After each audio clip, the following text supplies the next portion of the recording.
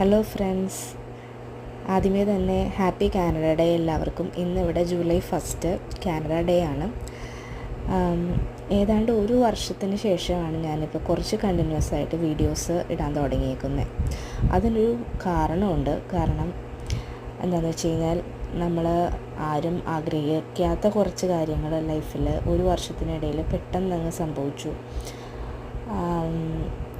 എന്തൊക്കെയാണ് നടന്നതെന്ന് ഡീറ്റെയിൽ ആയിട്ട് ഇനിയുള്ള വീഡിയോസിലൊക്കെ ഞാൻ പറയാം.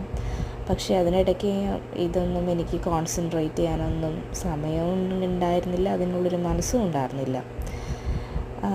ഇനിയിപ്പോൾ കുറച്ചും കൂടി ഞങ്ങൾ നോർമൽ ലൈഫിലോട്ട് വന്നു. അത് കാരണം കുറേ വിശേഷങ്ങളൊക്കെ ഇനി നിങ്ങളുമായിട്ട് ഷെയർ ചെയ്യാൻ പറ്റുമെന്ന് ഞാൻ കരുതുന്നു.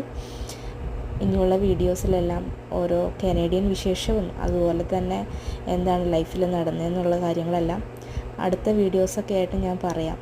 അപ്പോൾ എല്ലാവർക്കും ബൈ, ടേക്ക് കെയർ.